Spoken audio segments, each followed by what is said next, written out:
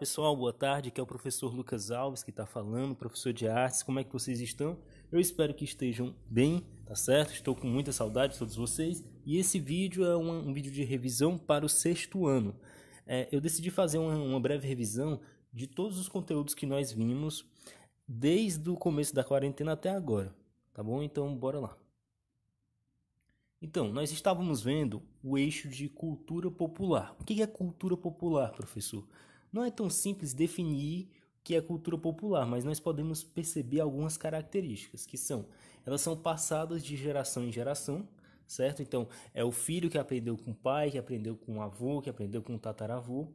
Elas são realizadas por uma comunidade em um determinado espaço geográfico, ou seja, a comunidade do Pirambu realiza a brincadeira do reizado, a comunidade lá do Maracanaú ela realiza a brincadeira do boi. Então, é uma determinada comunidade em um determinado espaço geográfico. E podem ser chamadas de danças dramáticas, danças populares, brincadeiras ou foguetos. Nós estávamos vendo o que estaria mais próximo de danças dramáticas, certo? Ou danças populares.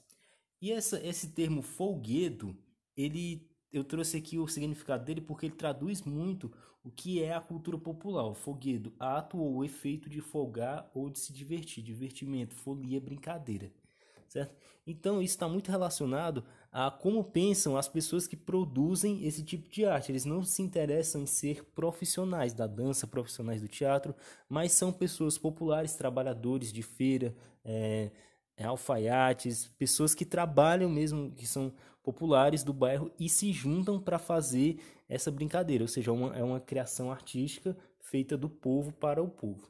E aí aqui são as manifestações populares que nós vimos: Maracatu Nação, Maracatu Rural, Folia de Reis, Bumba Meu Boi e Malhação do Judas, que esse último é um festejo.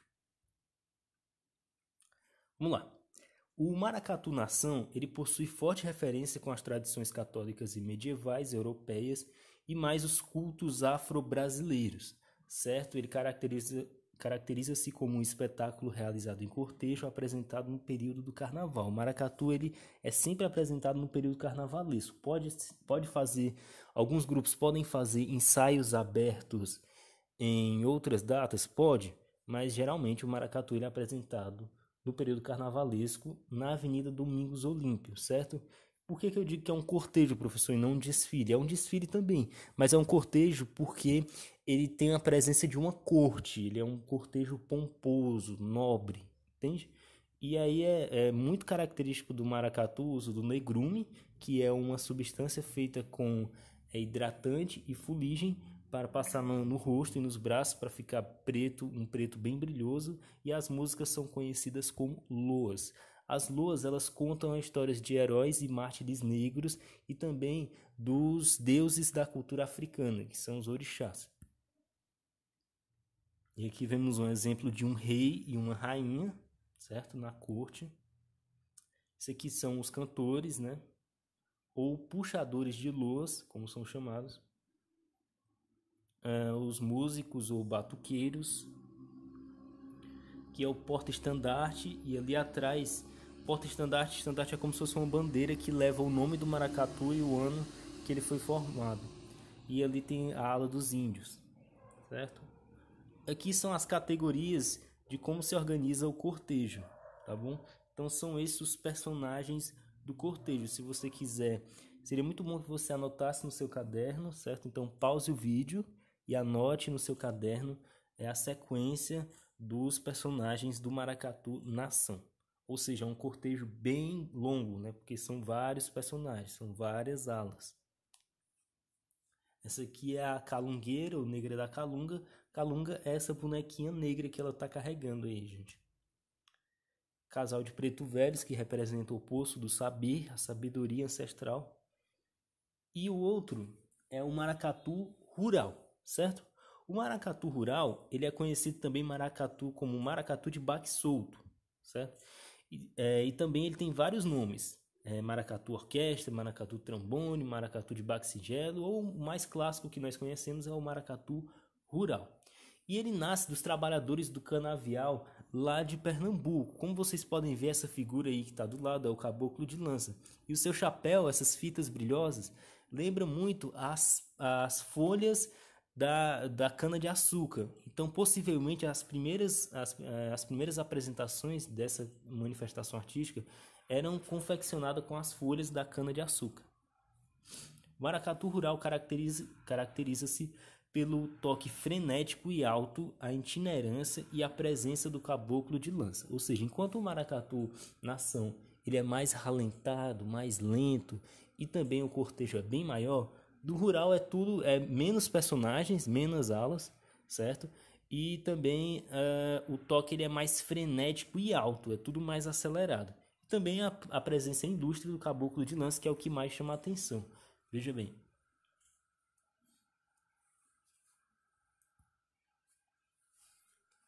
Basicamente são os mesmos personagens do Nação, certo? Índios, corte, aí tem Sombrinha que eles colocam um guarda-sol em cima da corte, tem um caboclo de lança, mas tem um personagem que é a Dama do Passo, que é essa senhora de vermelho aqui na frente, ela não existe no Nação, a Dama do Passo.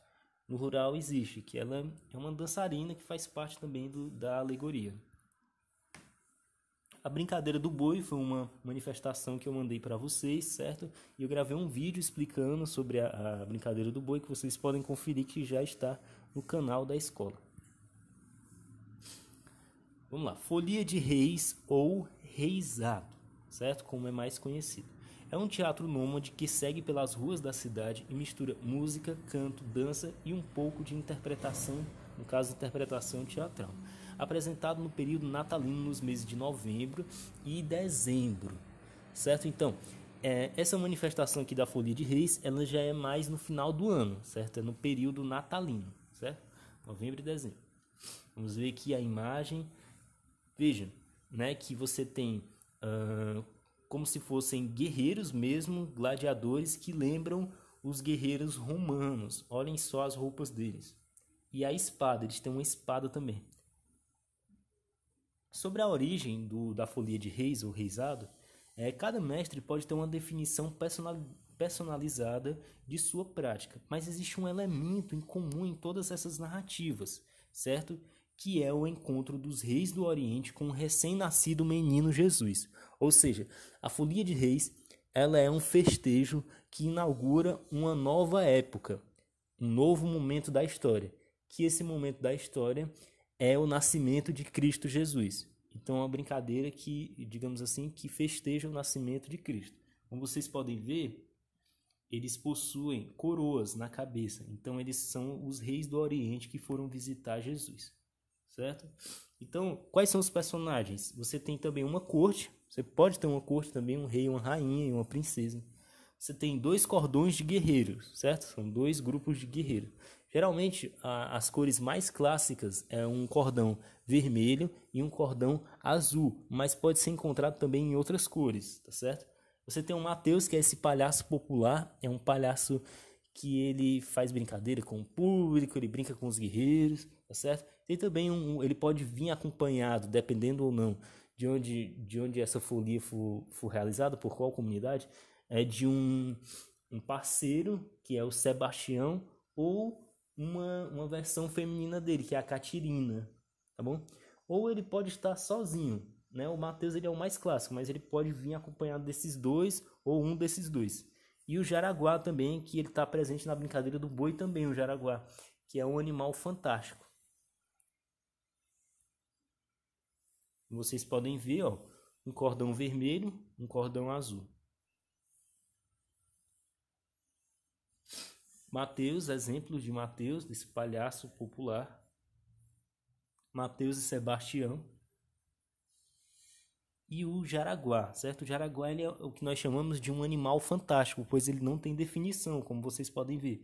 Ele tem uma cabeça parecida com um dinossauro ou de uma ave, e ele é bem grande, né? Ele é bem imenso e fica embaixo de um brincante fica abaixo desse pano aí brincando com ele, dançando. Mais um exemplo. E aí eu indico, pessoal, para vocês verem no YouTube, colocar este nome aqui, ó, Reisado Grupo Miraíra. O Grupo Miraíra ele fez uma versão do Reisado bem simples. É um vídeo que eu acho que tem no máximo 5 minutos, mas tá tudo ali, certo? Tá muito bem feito, as coreografias, tudo muito bonito, tá tudo ali, tá bom? Então eu indico que vocês procurem no YouTube Reisado Grupo Miraíra. Vamos lá. A malhação de Judas, ela é um festejo que é realizado no sábado de Aleluia, que é véspera da Páscoa, certo? Então, quem foi o grande traidor de Jesus, certo? Foi o Judas. Então, essa brincadeira ela simboliza a vingança do povo para com o Judas que traiu Jesus.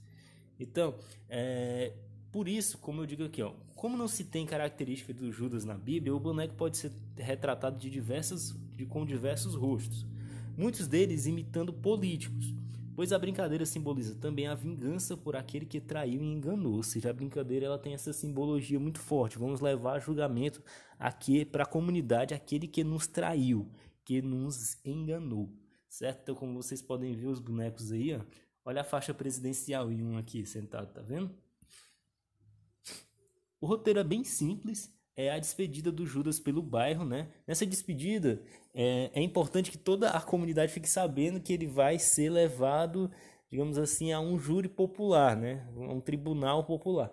Então, quem puder levar ele na moto, leva na moto. Quem puder levar em carrinho de mão, leva em carrinho de mão, na charrete, no capô do carro, certo? E depois tem uma parte que é a parte mais engraçada da brincadeira, que é a leitura do testamento, que é basicamente os vizinhos, ele é uma brincadeira com a vizinhança. Por exemplo, eu tenho um vizinho que ele é careca, não tem cabelo. Então o Judas vai deixar uma caixa de grampos para ele, sendo que ele não tem cabelo. Então é uma grande brincadeira ali. A parte mais risível, mais cômica da brincadeira.